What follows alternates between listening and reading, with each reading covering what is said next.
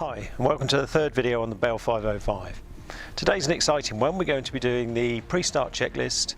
We're going to carry out a start, up to idle, up to 104%, carry out the required checks we have to do at flight, back to idle, show you how to do the shutdown as well. And you'll really see how easy this aircraft is to start thanks to the FADEC. What you'll also get to see today is a power situation indicator and really see how just having one gauge to look at instead of three during the start makes your life so much easier. So hopefully it will begin to tie up what we told you on the first video.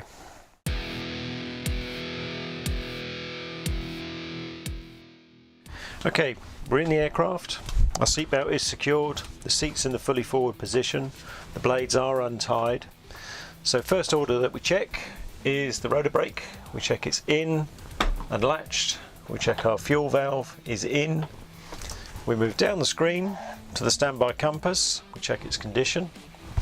General condition of the front screens. We move to the instrument panel. We check the glass screens. We're looking for cleanliness, condition. Moving down the instrument panel, we check the heater is off, which it is. We move down the panel. We check our engine start run switch is off. Hydraulic system is on. Panel lights are on auto. The reason we have them on auto, if we leave them on bright, when you start up with sunlight on, it can dim the screens, but it won't do that in auto. Battery master is off, generator is off.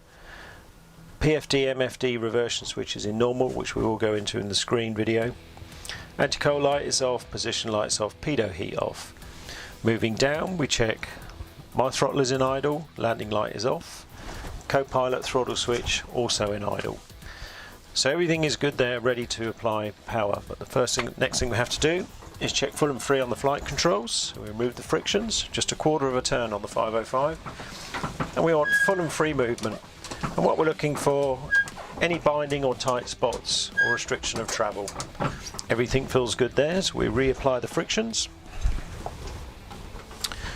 We're now ready to apply the power.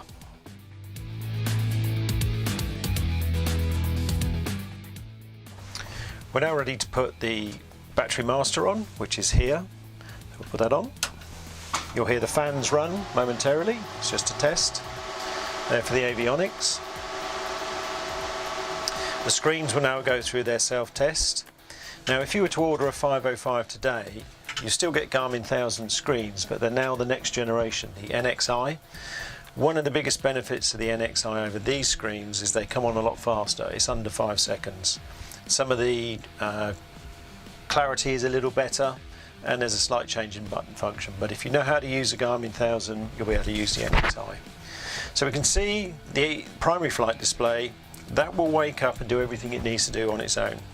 There's nothing to do on this screen. On the multifunction display, it's asking you just to confirm the database, which we'll do here. Once we've done the database, it will take you to this picture here, which is our weight and balance screen. Now this is a really good feature, and we'll go into this in more detail once we do the screen video, but you can actually put the weight of everybody that's on the aircraft, co-pilot, pilot, the passengers, and even baggage. Once you enter their details, we put the fuel into that equation, and it will show you we're in midpoint for forward and aft C of G. If we're happy with our figures, we confirm the weight and balance. That will take us to our map page. We're getting very close to the start now.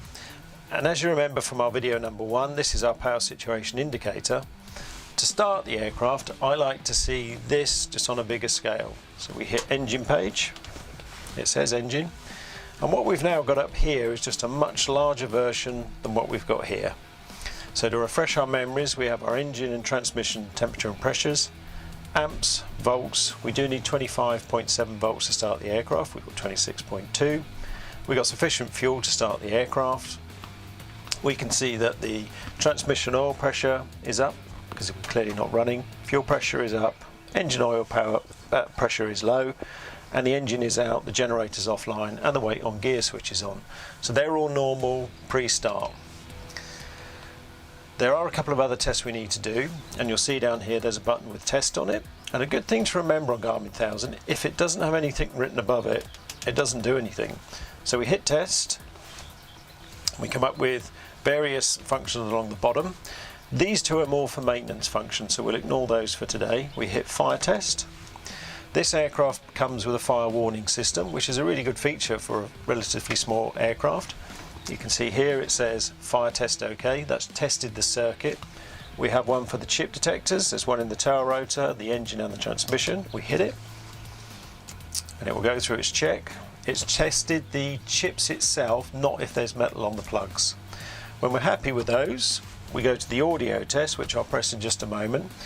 When I press the audio test, you'll hear the fans come on for the avionics. It's testing those, and you'll hear a series of beeps and sounds which are telling you things like FADEC failure, airspeed, rotor RPM, and you'll see in the box that's just coming up, it will walk you through which sound is which. So we'll just hit that now.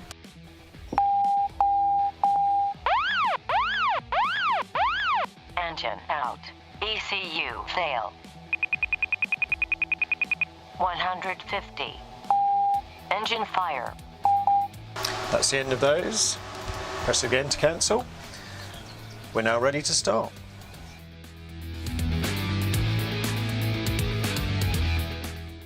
Right, we're now ready to start the aircraft up. Blades are untied, area is clear, throttles are at idle. So just to walk you through what we're going to do again, I'm going to push and engage the switch here. You'll hear the fuel pump run. We'll turn it to 12 o'clock to start run. You'll hear the NG start to rise as the compressor spools up. We'll see the MGT increase as the light off occurs, and FADEC will capture that. And then I'll walk you through what's going on from there. So here we go. Pumps running. Light off's occurred. MGT is rising. NG is rising. Blades are turning. Temperatures and pressures are climbing. And you'll see at 50%, the start will disengage on its own. All we've done is push one button, which is coming up 42%. Start caption is still up. 48, 49, 50. Start caption is extinguished. We're now self-sustaining. We can see our engine and transmission pressures and temperatures coming up. We can put the generator on straight away. There is no need to wait the 1 minute as we do on the 206. So we'll engage generator. You'll see the caption go out. We're now left with low rotor RPM. We're okay to shut down. And we've got weight on gear. We can see battery charging has just popped up because we've got the generator on. So if we go through our captions, we have temperatures and pressures good on the engine. This would turn green at 50. There we go.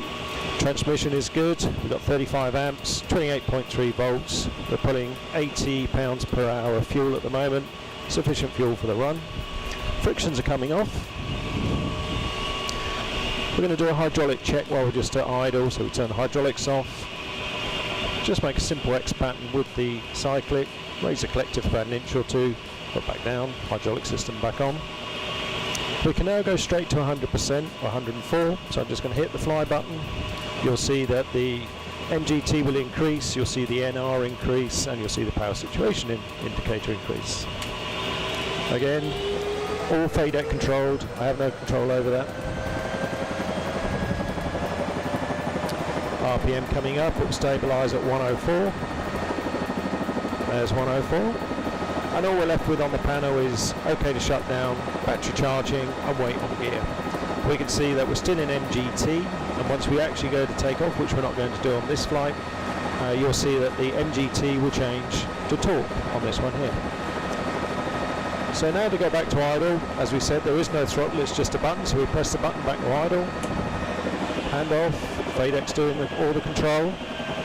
Low rotor RPM horn has just come back on to tell us we're below. NG is stabilised at 65%. Now we can actually shut down now because we haven't done any flying, so we're going to wait 30 seconds, which is all we have to wait on the 505. And the shutdown is even easier than the startup. We're just going to turn the generator off, then we're going to turn the switch from start run to off. That's the end of it. Just coming up 18 seconds. Much better than the 2-minute rundown on the 206. Coming up 25 seconds, so generator off, you'll see the caption illuminate, generator's offline. 30 seconds, push and off. Engine out audio is going off to tell us the engine is out. And at 38% NR, we can engage the rotor brake, exactly the same figure as the 206, so it's easy to remember. 39%. One good pull. And we can see all of our captions are reappearing because we're losing oil pressure.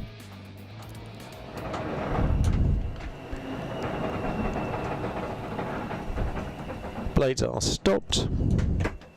Compressor has stopped. Engine is out. Captions are back where we're expecting. That's the end of the start. Last thing to do, battery off.